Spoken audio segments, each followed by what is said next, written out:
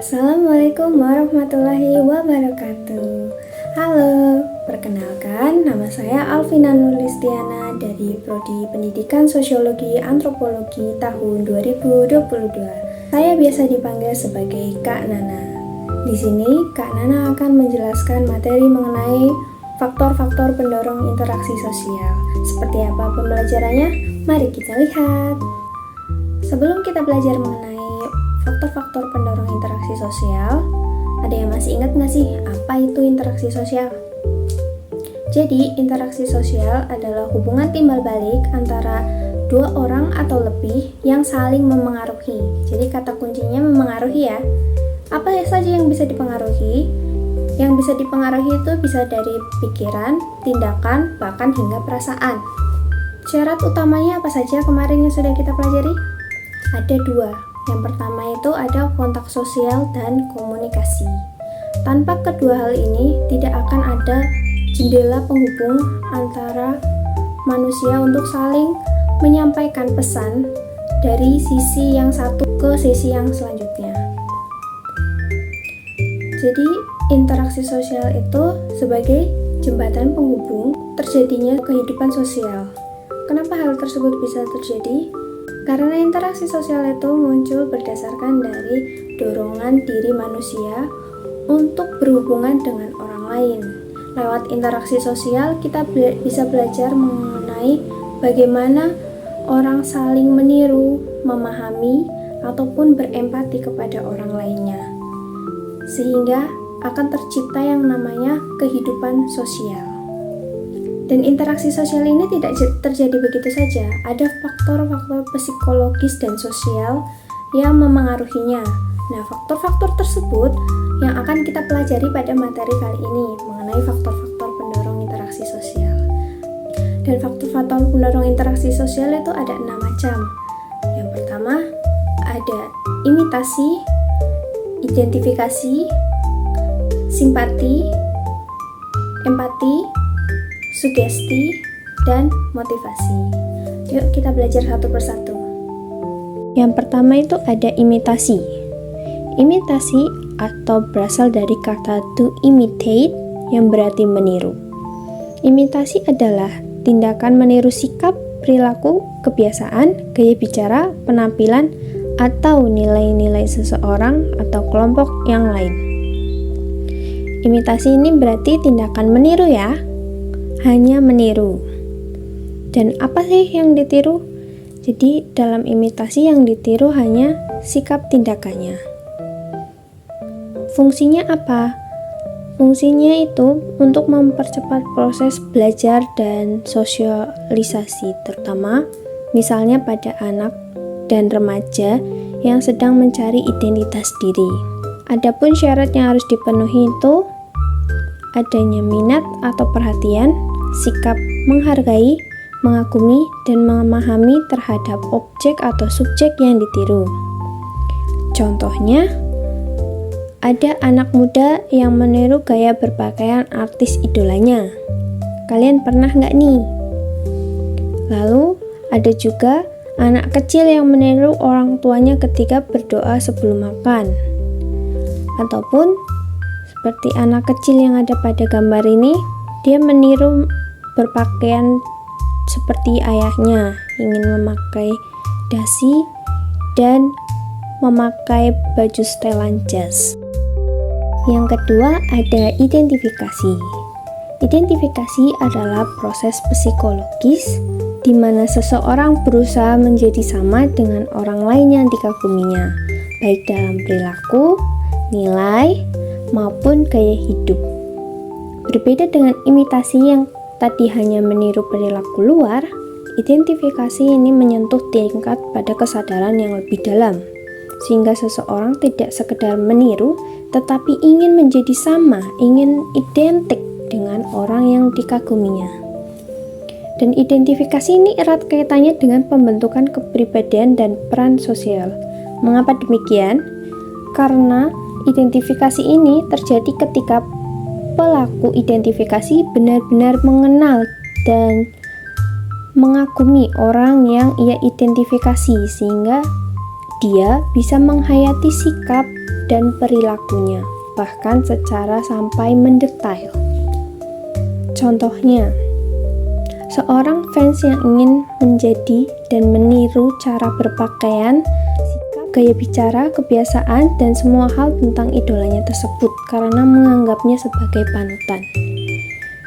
Selain itu, seperti foto yang terlampir, ada juga orang yang menganggap tokoh Superman itu sebagai idolanya, sebagai tokoh yang sangat ia kagumi, karena seperti yang kita tahu, tokoh Superman adalah tokoh yang powerful, yang membela kebenaran. Jadi karena demikian, orang tersebut ini bahkan rela hingga melakukan operasi plastik berkali-kali sehingga bisa menjadi benar-benar sama dengan tokoh Superman tersebut, seperti itu. Jadi jangan keliru ya, kalau imitasi hanya meniru sebagian dari tindakan atau sebagian kecil dari tokoh yang ia tiru, identifikasi ini meniru segalanya karena ingin menjadi sama. Ini muncul karena adanya sikap yang obsesif tersebut kepada tokoh yang ia kagumi. Selanjutnya, yang ketiga ada simpati. Simpati adalah perasaan tertarik secara emosional kepada orang lain karena mengagumi, menghormati, atau merasa terharu terhadap keadaan yang dialami orang tersebut. Simpati lahir dari penghayatan terhadap perasaan orang lain tanpa harus mengalami langsung kejadian itu. Simpati mendorong seseorang untuk mau mendekat, namun pada simpati belum ada keterlibatan emosional yang mendalam. Simpati ini usaha kita sebagai manusia untuk mencoba memahami apa yang dirasakan oleh orang lain, atau memberikan rasa ketertarikan kita pada orang lain. Contohnya ini, ada masyarakat yang bersimpati kepada korban bencana alam setelah melihat berita di televisi. Dia merasa iba, merasa haru, tapi hanya perasaan sebatas itu yang dia rasakan. Selanjutnya ini mengenai seorang fans yang bersimpati pada perjuangan atlet nasional yang gigih dalam pertandingan. Dia merasakan emosional ketika orang tersebut benar-benar berjuang keras dalam memenangkan pertandingan tersebut. Yang keempat ada empati. Empati adalah kemampuan memahami dan merasakan apa yang dirasakan orang lain. Kata kuncinya itu seolah-olah kita berada dalam posisi orang tersebut. Jadi, empati ini lebih mendalam daripada simpati. Jika simpati sebatas ikut merasa, maka empati adalah merasakan bersama, benar-benar tahu rasanya, mungkin karena pernah mengalami hal tersebut.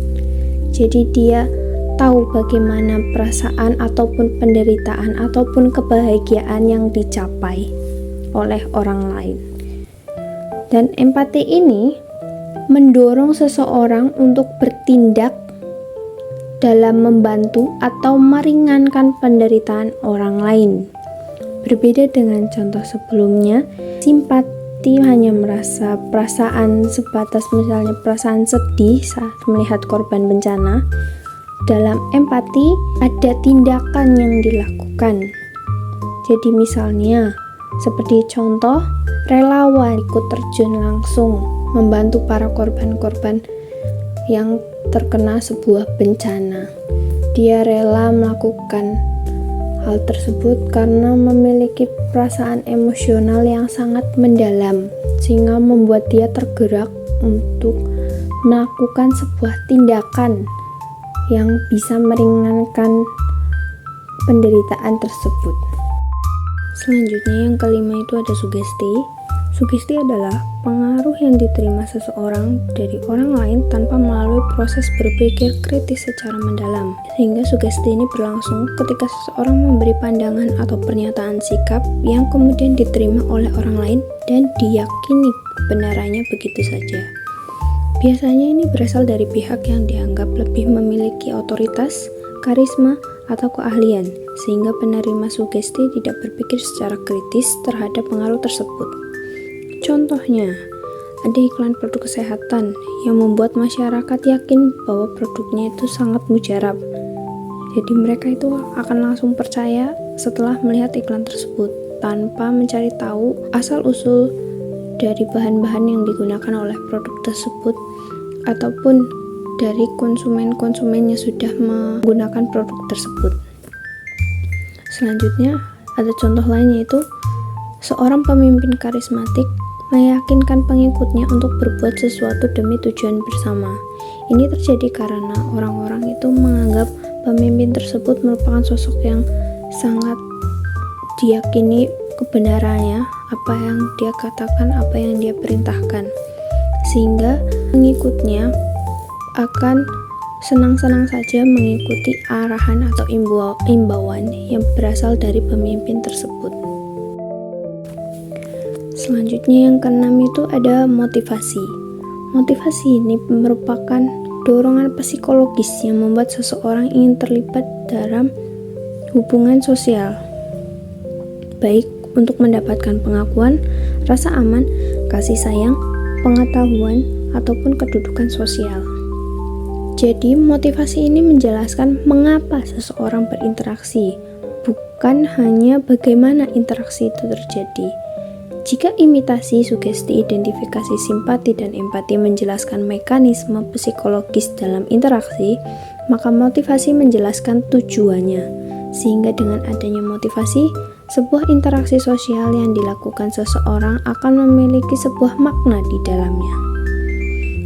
Selanjutnya, motivasi dapat dibedakan menjadi dua jenis utama. Yang pertama itu ada motivasi intrinsik, yaitu dorongan yang berasal dari dalam diri, seperti rasa ingin tahu, kepuasan batin, atau keinginan untuk menolong orang lain. Contohnya, seorang siswa yang membantu temannya belajar karena memang senang melihat orang lain paham. Jadi ada kepuasan batin yang dia rasakan ketika dia mengajarkan temannya belajar, membuat temannya menjadi tahu, membuat temannya menjadi mengerti.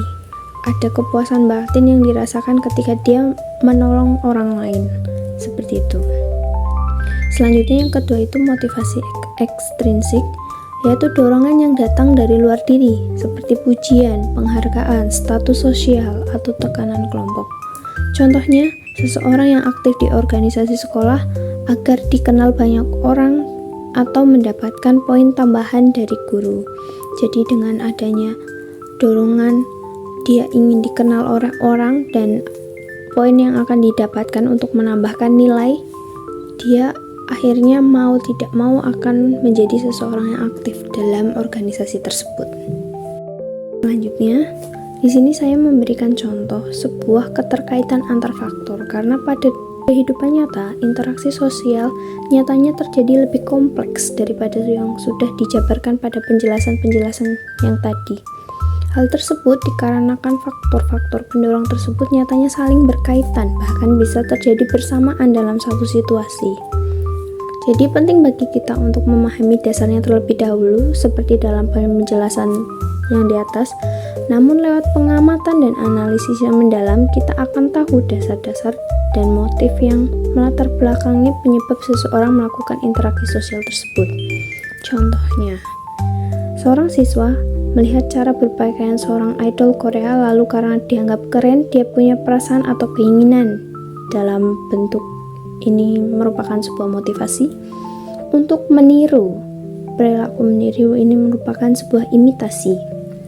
Lalu, tapi karena sangat mengagumi tokoh tersebut, dia mulai meniru semuanya, mulai dari make up, pakaian, aksesoris. Ini mulai terjadi tidak hanya imitasi, tetapi berubah menjadi sebuah identifikasi. Kemudian, dia mendapat perhatian dari temannya. Perhatian yang temannya berikan ini merupakan simpati yang dia dapat dari temannya tersebut. Dan ternyata dia menerima pujian. Pujiannya berupa, "Kamu cocok banget deh berpenampilan begitu. Keren banget, tampil gitu aja terus." Terus ini merupakan ada kalimat sugesti yang diberikan oleh temannya berupa tampil gitu aja terus. Kemudian dia bergabung dengan komunitas yang sama-sama suka idol Korea tersebut dan jadi berteman dengan mereka karena merasa saling mengerti. Besarnya rasa kagum yang lebih dalam dari sekedar hanya simpati.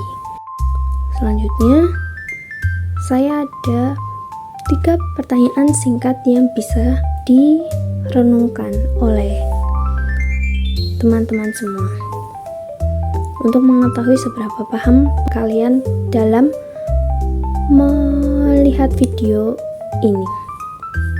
Yang pertama itu, apa perbedaan antara simpati dan empati? Yang kedua, mengapa imitasi tidak selalu baik? Yang ketiga, bagaimana cara agar sugesti yang kita terima bersifat positif? Silahkan direnungi, dipelajari, dilihat lagi videonya. Halo teman-teman, ada yang masih stay nggak nih belajar di sini bersama Kanana? Kanana ucapkan selamat ya yang masih menonton dan stay dengan video ini. Kalian hebat. Jadi hari ini kalian sudah belajar mengenai faktor-faktor pendorong interaksi sosial. Jangan lupa ya, faktor-faktor pendorong itu ada 6 macam. Yang pertama, imitasi, identifikasi, simpati, empati, sugesti, dan motivasi. Kita akan bertemu lagi pada pembelajaran selanjutnya. Jangan bosan-bosan ya. Saya Nana, pamit undur diri. Wassalamualaikum warahmatullahi wabarakatuh. Bye-bye.